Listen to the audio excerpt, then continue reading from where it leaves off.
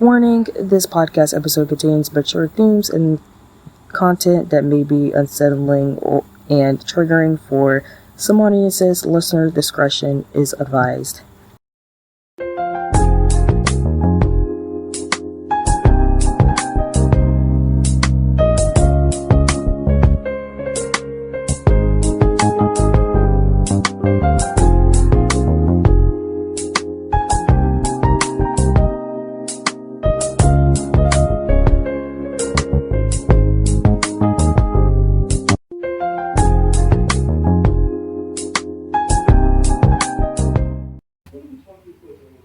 Hello guys and dolls, welcome back to my podcast, Conversations with Zelia. I'm your host, Zelia Lorraine. Today is Thursday, September 26, 2024. And in today's podcast episode, I'll cover the top 10 worst friends / relatives in movies / TV. It is a podcast episode that I've been trying to do, but I've been pretty much not up to it the last few days. But in this podcast episode, I pretty much discuss the worst, pretty much the garbage friends and relatives in movies and TV shows that I've watched that were super garbage and super trash. And since I am discussing since I am discussing certain plot points and events and things that happen in movies or TV shows, there will be a spoiler alert for this list. But before I get into it, be sure to check out this podcast episode and other episodes on Spotify, iHeartRadio, Amazon Music, Pocket Cast, and other platforms that this podcast is available on. I really appreciate your support. But let's get into the list. Number 10, I really debated whether or not to put this character in the list, but number 10 is Maria de Rosario from cheiasdecharme. And as y'all know from probably listening to my view of cheiasdecharme, I spent the entire month been watching cheiasdecharme. That was the first Brazilian telenovela that I watched, and I watched it on Global Play. But for those non-Brazilian viewers, or for those living around to know what cheiasdecharme is, cheiasdecharme, to give you a little brief explanation, cheiasdecharme was a popular Brazilian telenovela that came out in 2012 about three main characters who share the same name, who are named Maria, who become a pop group from a viral video, and Rosario, the main character, and the various that gets the most attention. She is pretty much the face of the band. She writes their songs. She's a aspiring songwriter and performer who pretty much wants to become a star and also be closer to Fabian. And that's what pretty much put her on the list, because of the fact not only does she pretty much turn on the band thanks to Socorro and Shaine's machinations, but she pretty much in the pursuit of her dreams ignore her boyfriend Idacio, who hates Fabian because the girlfriend that he was with previously was a fan of Fabian. And we all know that they eventually get back. Pretty much the band bit's about to get in, but still, Rosario, out of all Rosario was my least favorite out of the Marias. And I don't know if it's main character syndrome or just how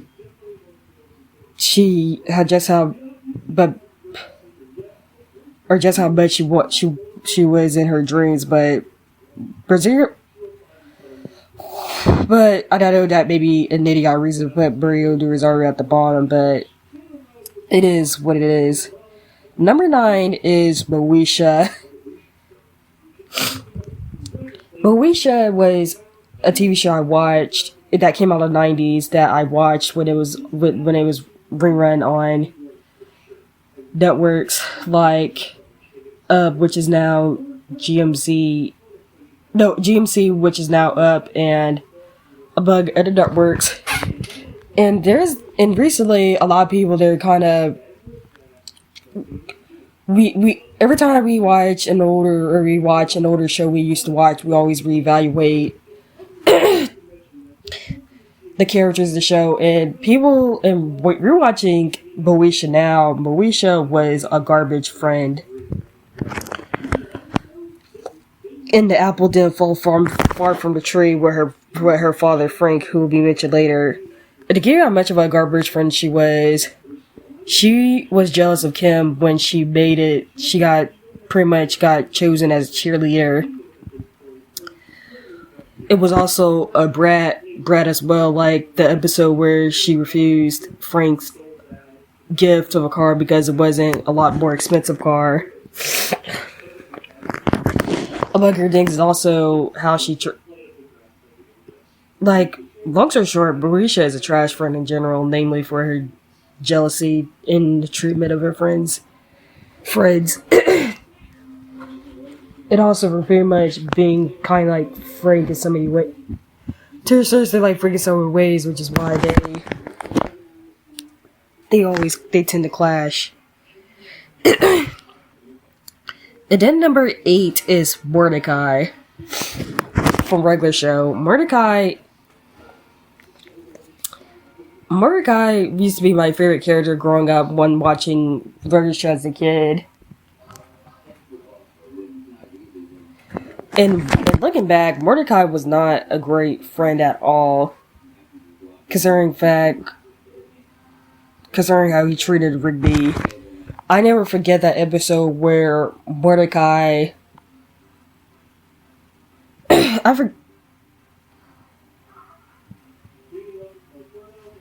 where Mordecai literally killed Rigby in an episode with the clocks. I forgot for some reason because it's been a while since I watched Regular Show. But there was a lot of jerkish moments with Mordecai towards Rigby. It's most of the time it's for Margaret.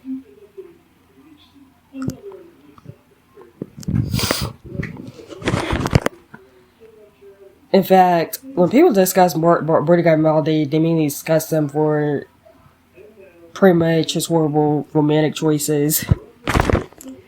And the series finale did not help at all by pretty much pairing Mordecai with a woman named Steffi, who was only introduced to the finale, but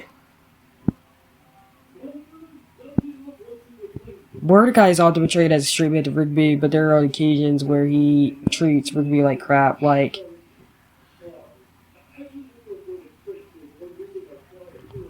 I can't think of any moments at the top of my head. It will pretty much pop in my head.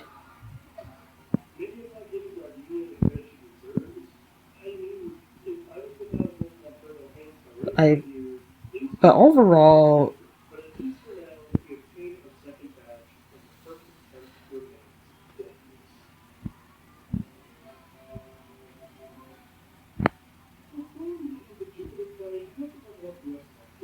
but yeah, let's move on. Number 7 is Chanel and Malachi from Save the Last Dance.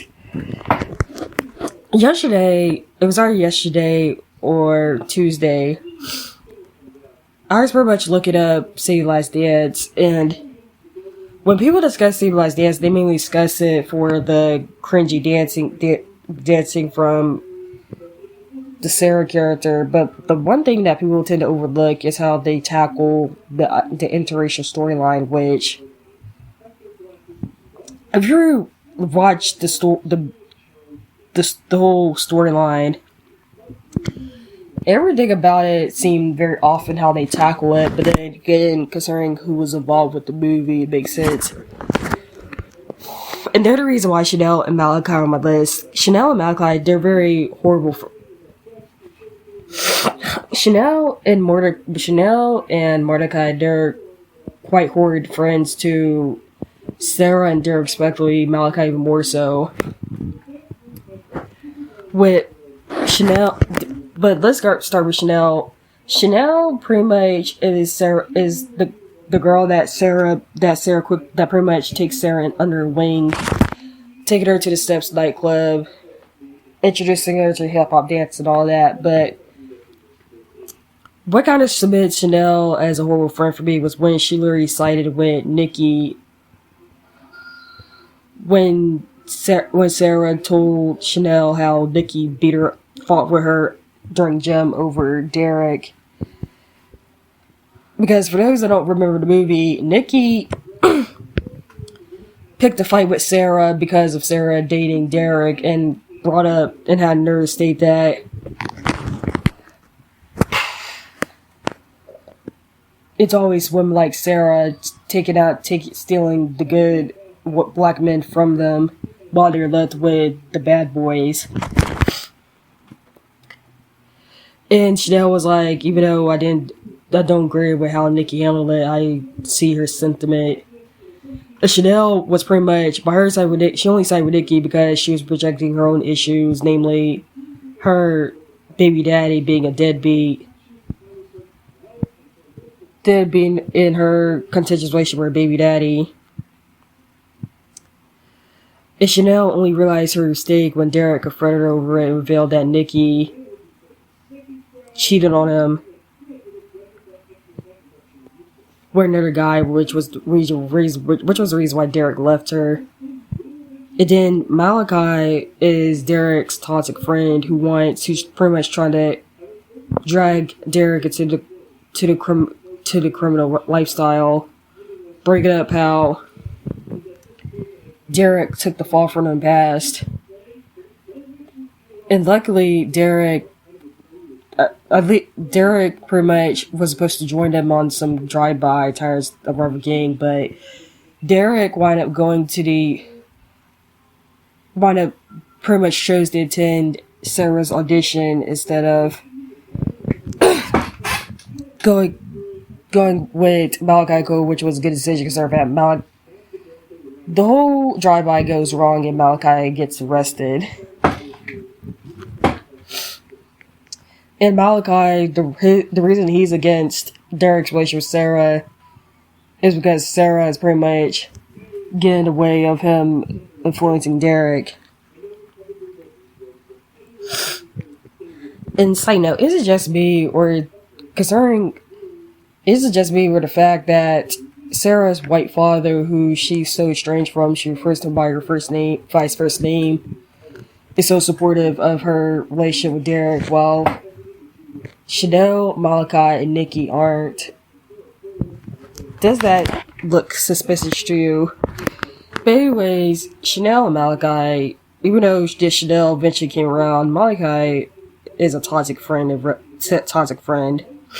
I'm glad that Derek had pretty much was able to deserve him the way he did. Number 6 is Savannah's mom from Waiting to Exhale. When people think of Savannah's mom from Waiting to Exhale, they think of the infamous quote, "He's a good man, Savannah, a good man." And Savannah's mom is on this list because she's your typical pick-me mom, which pick-me mom or relative, which will be brought up later on in this podcast episode. She literally encourages her daughter to go out with a married man, which is the Allstate dude. I forgot the name of the character in the movie. And then pretty much chastise her when she decides to dump him. Like, lady, your daughter, you're literally encouraging your daughter to be a mistress and then get upset when she rightfully dumps him for him being married. Which is why it's kind of somewhat cathartic that Savannah told off her mom, though she wound up regretting it. Number 5 is Silvio from Fame. Silvio. Fame is another show I reviewed on this podcast. And it's a global play production adapted from a book by Fernanda Torres. And to listen to that podcast episode, the podcast episode on theme is available on my podcast, so if you want to listen to it. But Silvio, he's your typical toxic friend. The friend that nobody wants to be around. And what cements Silvio's toxicity was how the fact that he pretty much ruined all his friends' relationships and marriages since Neto, even though you could argue that some of them were to begin with. He pretty much encourages Ciro to pretty much join his hedonistic lifestyle. He stole Ribeiro's girlfriend. He insults Alvaro for his impotence. And he's just a jerk to be around. It's no wonder why his son wrote that scathing death notice on him. It's great, and also how Silvio pretty much karma Silvio when the two women that he's been in a relationship with wind up deserting him, namely, or to be more specific, Xana left Silvio's apartment to bail out Britt's, which she gets caught with drugs. And the same day he gets in a car accident, it pretty much had to be taken care of by his son, the same son he pretty much shipped over to boarding school. But yeah, Silvio in general is an unpleasant man and an unpleasant friend in general. Number 4 is Harper from the Best Man universe. But The Best Man was one of the movies I grew up watching, even though I was way too young to watch the movie. And as an adult, you realize just how much of a shady character Harper is. Or Harper is just a very unpleasant and likable character. The fact that Harper was willing to publish a romantic clip revealing how he slept with his best friend girlfriend Mia, which, and I'm sorry if I get the character's name wrong. Morris Chestnut finds out from reading the book, and it gets worse in the series, which I haven't watched, or the next movie in the series where Herbert decides to write an unauthorized tell-all of Morris Chestnut behind his back. We get some more angry. At this point, Harper and the rest of the men in the friend group shouldn't be friends. It should be friends because Harper backstabs them by putting them their personal business. Like, would you really want a friend like Harper who put your personal business and publish it to the masses? Number 3 is Kashmir from Lockdown. And if you watch that movie, Lockdown, it's one of those movies that's only watchable once. But Kashmir is on this list because he's the major reason why his friends all wind up falsely imprisoned. Like, Kashmir, if I was asking how he got his friends in that predicament, Kashmir beat up Broadway, who out of spite robbed a fast food restaurant and framed Kashmir, Stacy, and Mike for it. And if I remember, and I'm sorry for referring to them to the character names from other movies, because I know their actual character names upon my head. And then it gets worse. In prison, Kashmir teams up with cleanup to pretty much run half of the drug trade in prison. It pretty much turns on Avery when he thinks that Avery was the one that snitched on their dealings, when in actuality was Nate.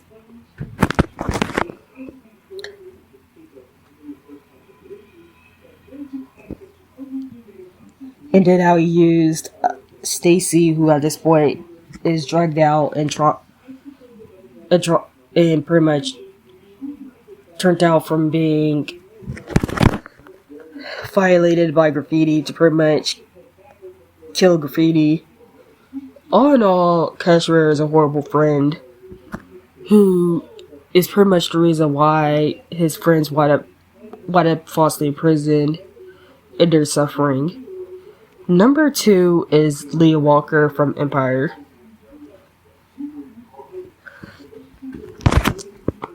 And if you watch the show Empire, which I have for the first 3 seasons, Leah Walker is Lucia's mother, bipolar, mentally ill mother. When we're introduced to Leah, she's pretty much, when we're introduced to Leah in the flashbacks, we're shown her mental. We're only showing her when she's in a mental episode, such as buying gifts for Lucius for his birthday, despite it not be his birthday, and her trying to drown Lucius in the bathtub before unaliving herself. It seemed to be that Lucius' father Joe, the one murdered in front of him, was the one that pretty much was able to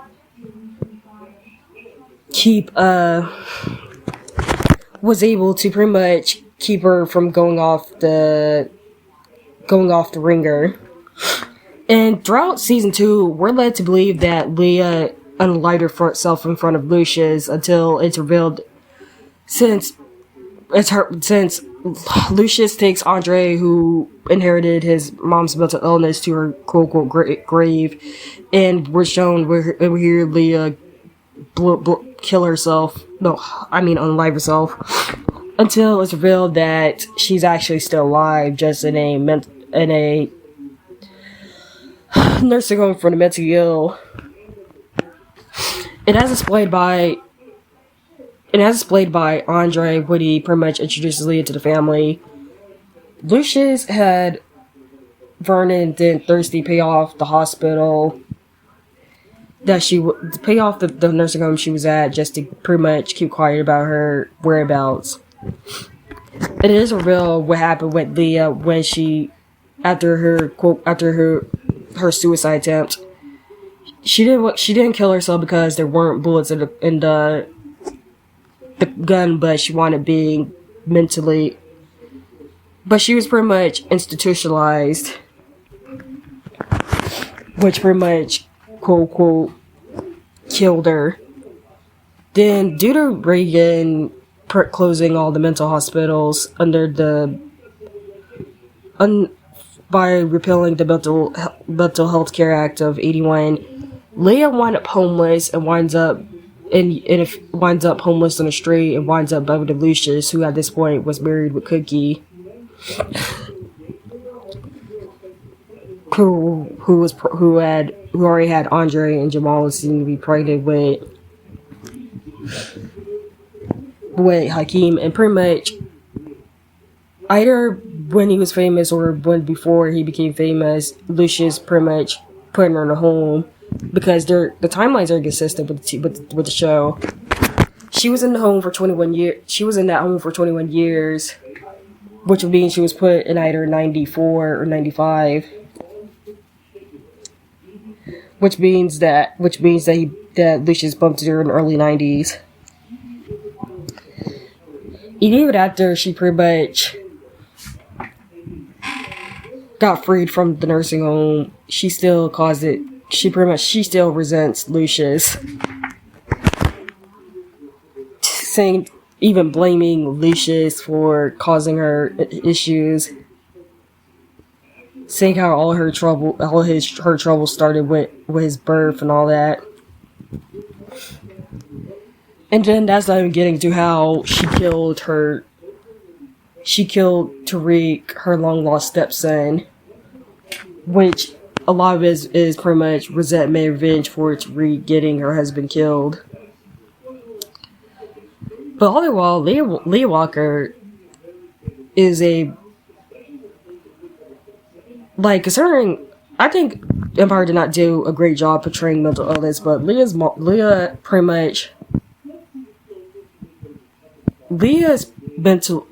pretty much prevented her from being a proper mother to Lucius, and also her husband's death caused her to be resentful from the child board, from the side, her resentful towards her side baby to the boy she killed him and tried to frame Indika for it. But before I get into the number one pick, here are some dishonorable mentions. Mariana the Fosters. Ariana for the Fosters irked me due to some of the decisions she did, like stealing her twin brother Jesus's ADHD medication for her mom, sleeping with Wyatt, her foster sister ex-boyfriend, among other things. Maria, she just irks me in regards to her decisions. Frank from moesha. Not only is Frank in so many ways the reason why moesha the way she is, but what taints him as a character? What taints Frank as a character was him literally hiding a side child, even though Dorian wasn't really a side child, since Frank and moesha's mother was separated when he was with Dorian's mother. But still, he hid a side child and had him raised as his nephew. Maslowa from cheiasdecharme, for being your typical stuck-up social climbing grandma and for pretty much influencing Conrado's decisions. Adina and Clyde from Sprung. Those two really deserved each other. It's not surprising they got married at the end because they spent the entire movie sabotaging their friend's happiness. Greg from everybody's Chris. Greg is your typical punk friend who lets Chris out to dry every time Chris gets in a sticky situation or when Chris gets bullied. The entire Jake is relevant for Roscoe Jenkins. It doesn't take rocket science to know why Roscoe distanced himself from his family, considering the fact the way they treat him in the past and present, and their overt favoritism towards Clyde. And Trip from Caught Up. Like with Kashmir, Trip's horrible actions all led to Daryl not only going to jail, since Daryl didn't even know that he was going to commit a bank robbery, but for all the chaos that winds up happening to Daryl throughout the movie. And number one is T. Louisa and Trino's family, Mariposa de Barrio. Now, Mariposa de Barrio, for those that aren't into bio series, telenovelas, or Latino media, Mariposa de Barrio is a bio novella that aired on Telemundo that tells the story of late Mexican banda singer Jenny Rivera, and it's pretty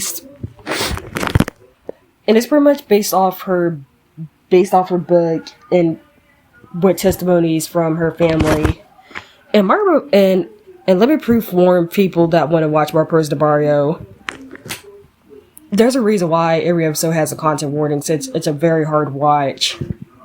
Since we see Jenny deal with pretty much an abusive relationship, her getting violated by five men who probably knew her cousin Juan, and all the mainly Jenny had quite a tragic life. If it is asking what this has to do with T. Louisa and Trina's family, let's start with T. Louisa. Tina Louisa grinded my gears throughout viewing the series. T. Louisa is a relative of pretty much is Jenny and her sibling, the Rivera children's aunt through their dad's side of the family, and T. Louisa is your typical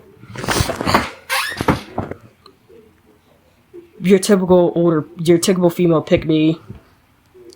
She always keeps for the men when regards to the dirt they do, and pretty much played a part, and pretty much helped Trino get back with Jenny.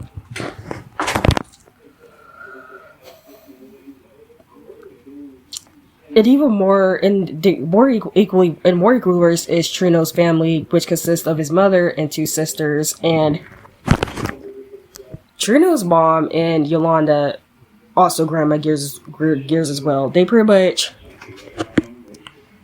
Trino's family, they pretty much look down on Jenny due to her being Mexican American, which I somewhat know about which is weird in itself because I'm not really familiar with that dynamic. And that is despite the fact that Jenny grew up and was raised in her heritage, but they still look down on her for being Mexican American. And what further cements both Tia Louisa and Trino's family as trash was how they responded to Rosie and Cheek was pretty much coming out stating how they were harmed by Trino. Tia Louisa, when Doña Rosa tells Tia Louisa what the girls confessed to, Tia had the nerve to say that Rosie and the girls were lying because of what Rosie was doing the last few years, which was a result of trauma. And not only did she pretty much believe that the girls were lying on Trino, she had the nerve, even though I know this scene is fiction, she had the nerve to go to Trino's house to warn Trino about the Riveras. And I should know we never see Tia Louise again after this. And then when Trino gets arrested and they go to court, Trino's family pretty much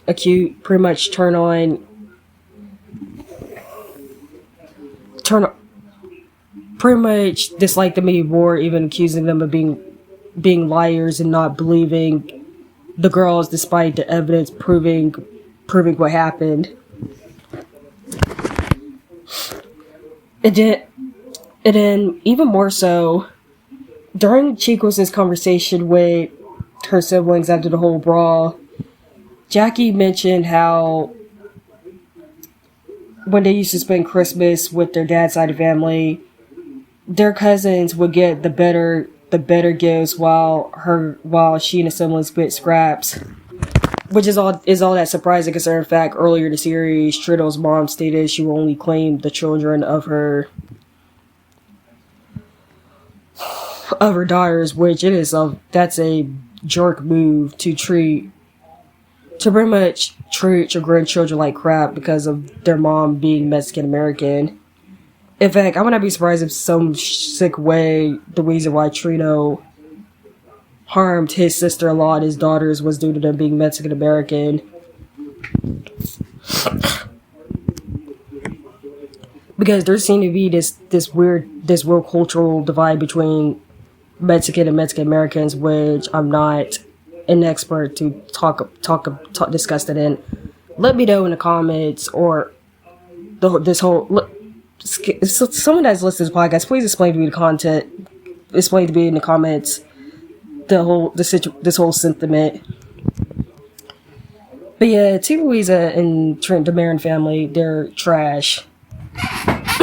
They're trashy pygmies who would turn a blind eye to Trino's actions or defend Trino's actions rather than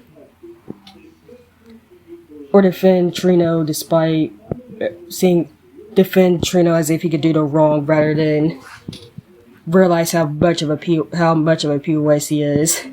And that, my friends, is my top 10 worst friends / relatives abuse the TV. I hope you enjoyed this podcast episode. Check out this podcast episode. As I stated earlier, check out this podcast episode on the available platforms. And the next time I appear on the podcast episode, I'll release my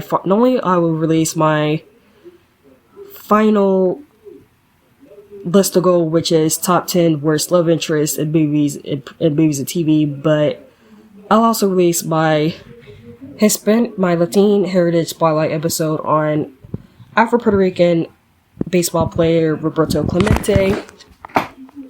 So stay tuned for that. Anyways, please. This is Zalia Lorraine, and I'll see you guys later. Goodbye.